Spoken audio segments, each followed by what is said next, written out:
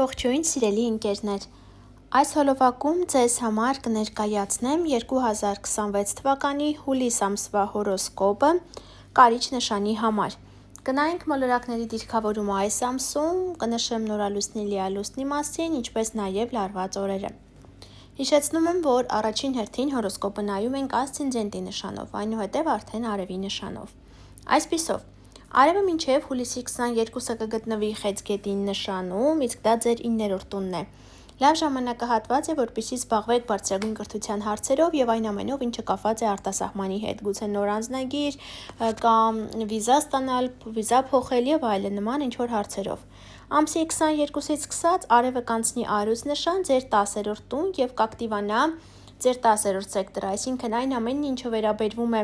մեր կարևոր կյանքի նպատակներին, կարիերան, հայրիկի հետ կապված հարցերը, ստատուսի փոփոխության հետ կապված հարցերը, վերոնշյալ թեմաներով ինչ-որ գործողություններ կատարելը լավ է։ Մերկուրի մոլորակը մինչև հուլիսի 23-ը կգտնվի հետընթաց դիրքով Խեցգետին նշանում, ձեր 9-րդ տանը, այնուհետև արդեն կդառնա ուղընթաց, չնայած որ մինչև ամսվա վերջ իր ազդեցությունը կթողնի։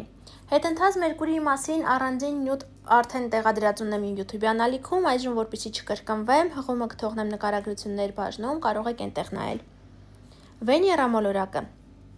մինչև ամսի 9-ը կգտնվի Արուս նշանում ձեր 10-րդ տանը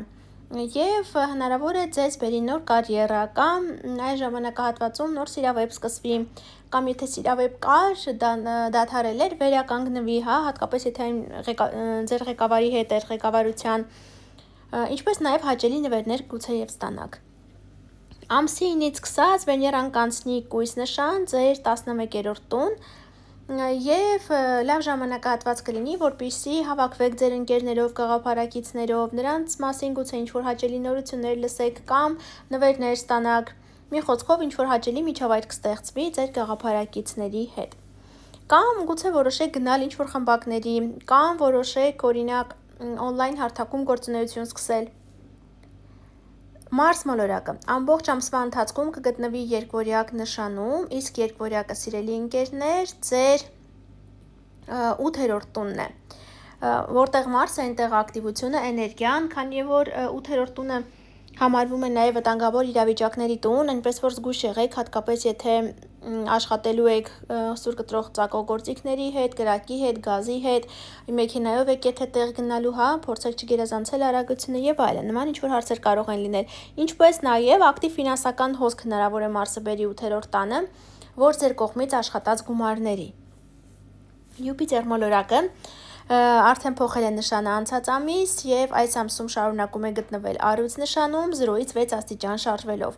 Յուպիտերի հետ կապված առանձին նյութ եւս արդեն ունեմ տեղադրած սիրելի ընկերներ, որտեղ նշում եմ, թե առաջիկա 1 տարում ինչ փոփոխություններ է բերելու հորոսկոպի բոլոր նշաններին։ Բայց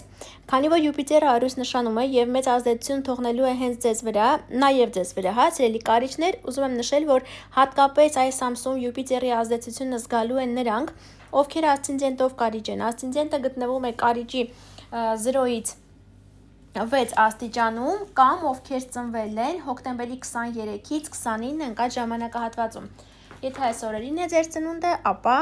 արդեն իր Յուպիտերը իր փոփոխությունները ձեզ կբերի։ Թե ինչ փոփոխություններ կբերի, իմ YouTube-յան ալիքում արդեն կա նյութը տեղադրած, հղումներում կթողնեմ, ներողություն մեկնաբանությունների բաժնում կթողնեմ հղումը, որպեսզի կարողանաք նայել։ Սև լուսինը շարունակում է գտնվել աղեղնավոր նշանում, այս ամսում 21-ից 24 աստիճան շարժվելով, աղեղնավորը ձեր 2-րդ տունն է, իսկ որտեղ սև լուսինն է, այնտեղ գայթակղություններն են, այսինքն ինչ է նշանակում, որ հնարավոր է անհիմն ծախսեր ունենաք, անհիմն ինչ-որ գնումներ կատարեք կամ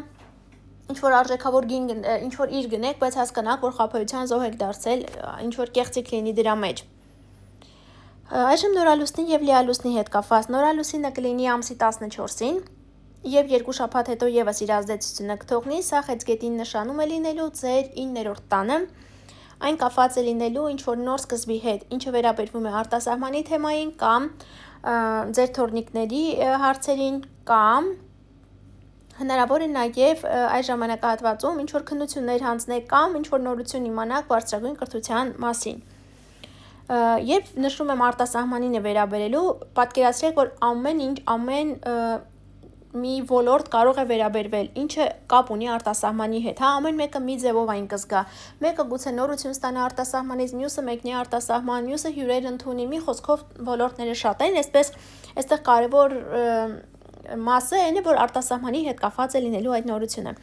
Եվ լիալուսին ենք ունենալու հուլիսի 29-ին, մի 2 օր առաջ, 2 շաբաթ հետո իր ազդեցությունն է ունենալու, այն կլինի ջրհոս նշանում, ձեր 4-րդ տանը։ Իսկ 4-րդն իրենից ներկայացնում է մեր բնակության վայրը, ընտանիքի անդամները, ինչպես նաև անշարժ գույքի հետ կապված հարցերը, վերոնշյալ թեմաների շուրջ վերջնակետ կդրվի ձեր կյանքում։ Այժմ նշեմ լարված օրերը։ Լարված են լինելու հուլիսի 3-ը, 6-ը, 13-ը, 20-ը, 26-ը և առասարակ 26-ից սկսած մինչև ամսվա վերջ։ Այսքանը, սիրելի ընկերներ, կապված հուլիս ամսվա հետ, բաժանորդագրվեք ալիքին, ստեղծեք զանգակի կոճակին, որ բաց չթողնեք գալիք ամիսների կանխատեսումները, իսկ մենք շուտով կհանդիպենք, ցտեսություն։